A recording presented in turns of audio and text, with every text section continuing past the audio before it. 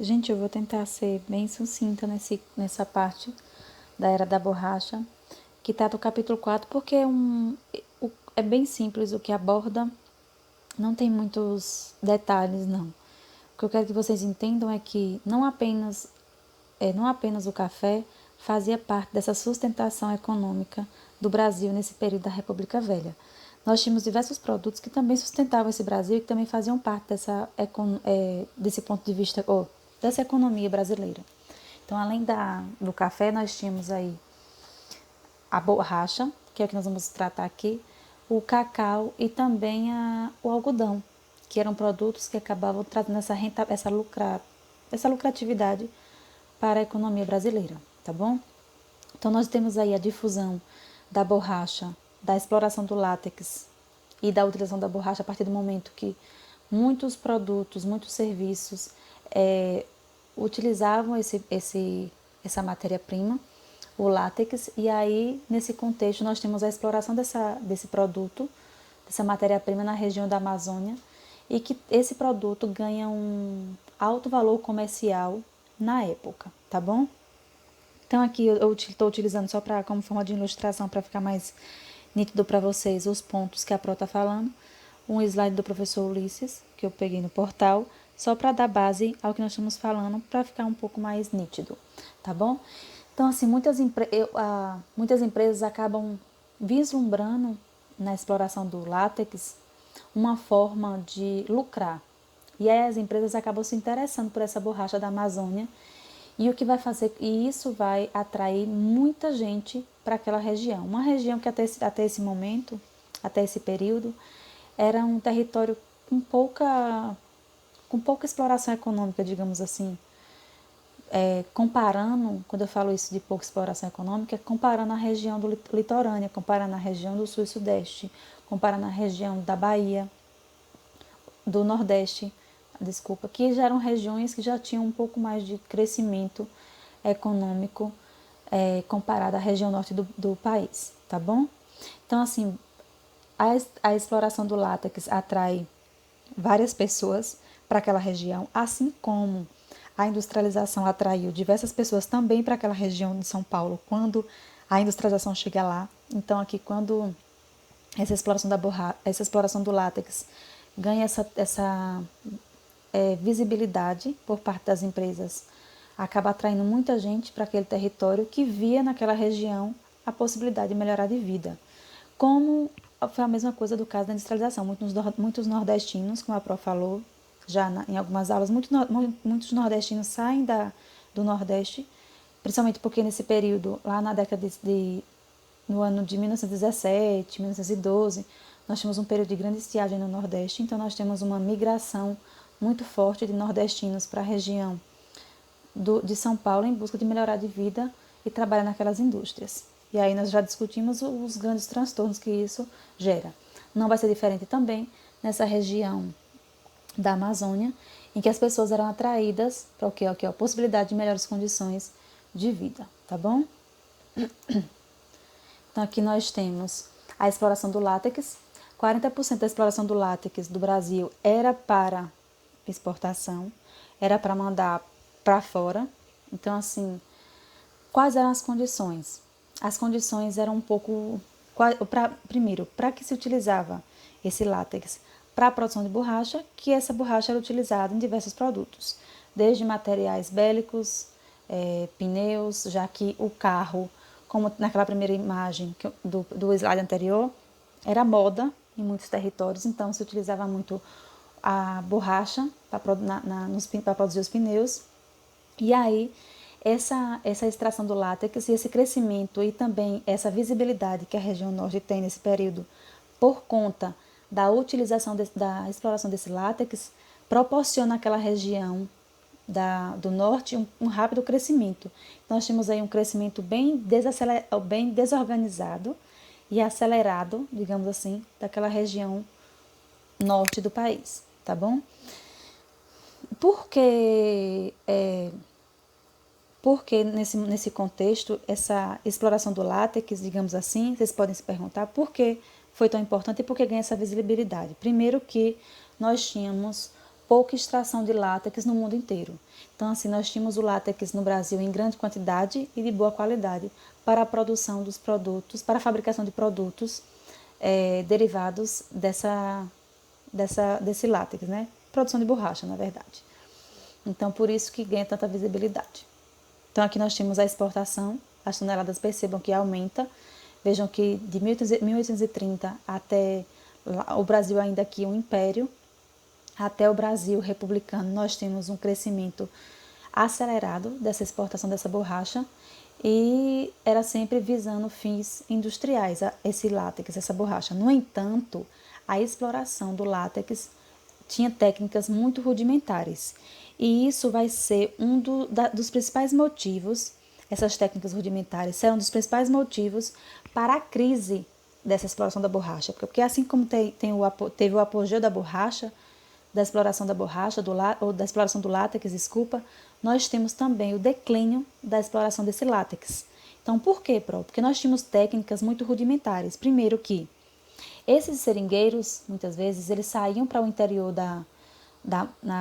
do norte do país, adentravam a mata e passavam meses, cerca de 2, 3 meses dentro da mata, explorando aquele látex. Primeiro, as seringueiras, que é a árvore de onde se extrai o látex, era muito distante uma da outra.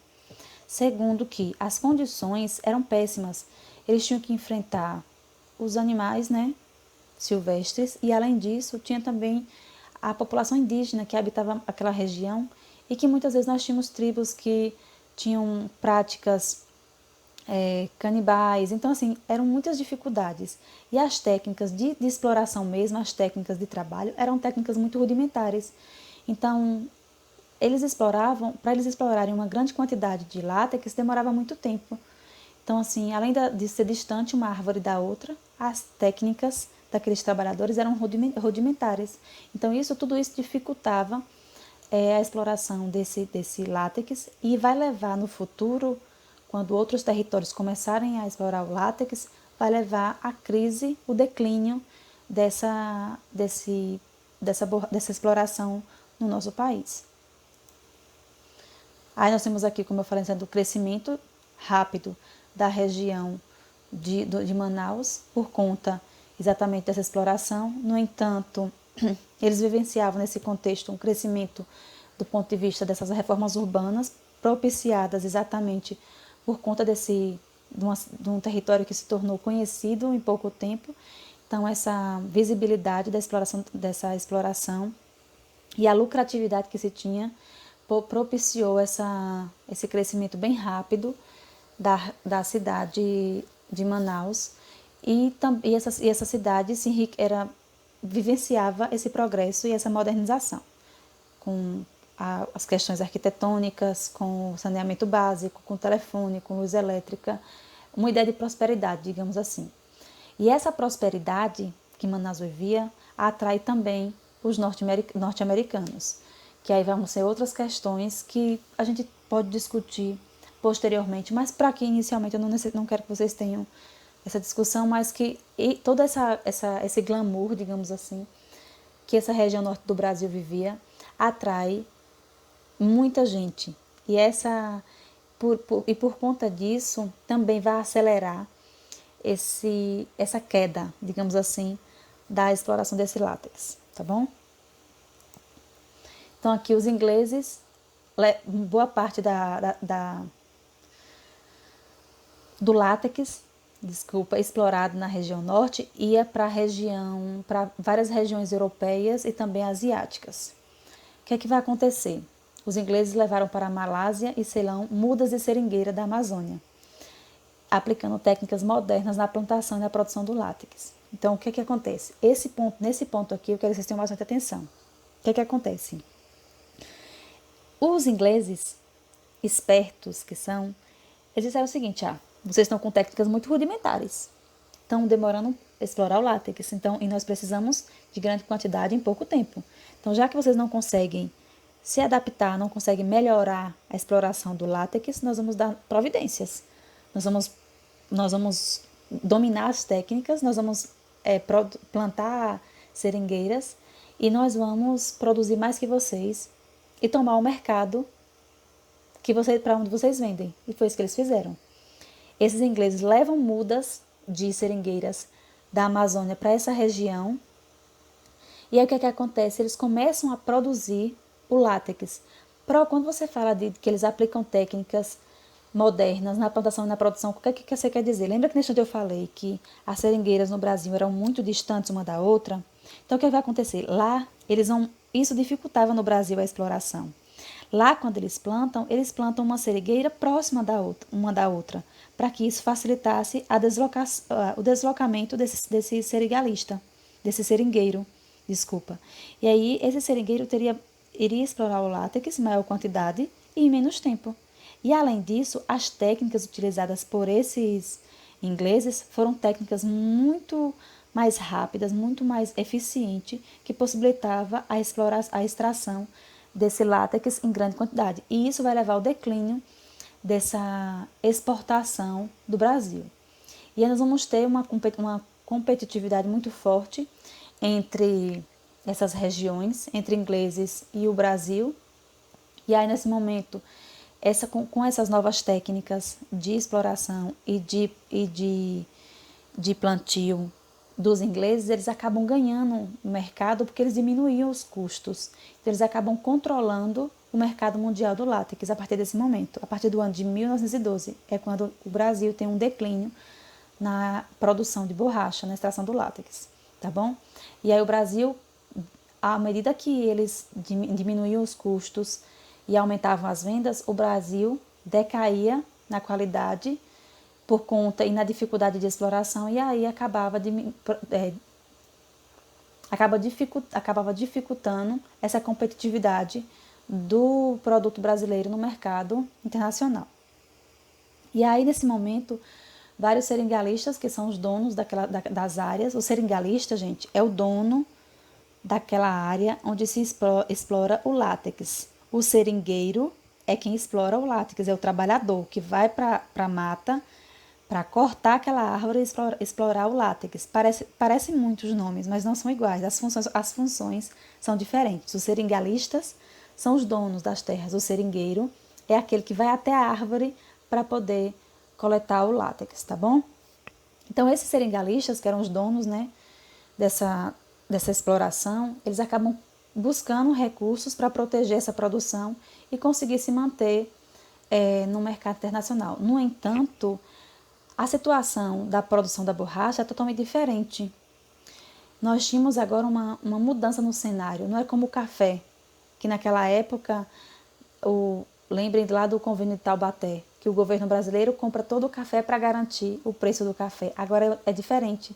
Nós temos uma época diferente e nós temos um produto totalmente diferente do que era o café, certo? Nós temos um produto que é menos rentável do que o café, nós temos um produto em que outro território já produz em maior quantidade, com menor custo, o que possibilita ele vender mais barato do que o Brasil. Então, tudo isso vai dificultar muito as questões da borracha no Brasil e a queda desse comércio nesse território. Então, nós vimos aí a formação. Então, nós temos aí uma queda, por conta disso, nós temos uma queda financeira, uma queda econômica muito, muito trágica nesse território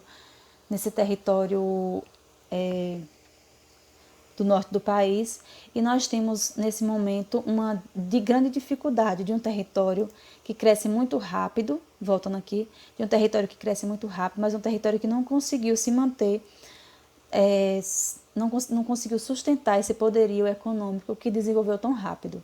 E isso vai provocar uma crise muito grave nessa região norte do país.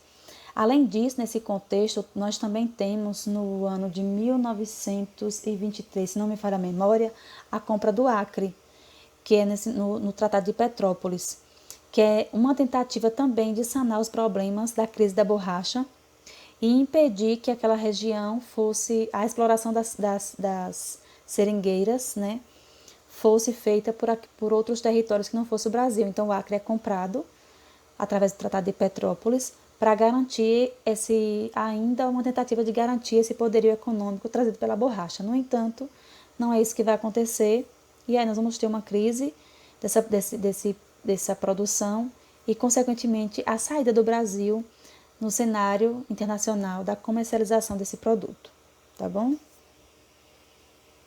Eu espero ter ficado claro. Caso tenha ficado alguma dúvida, vocês podem me perguntar.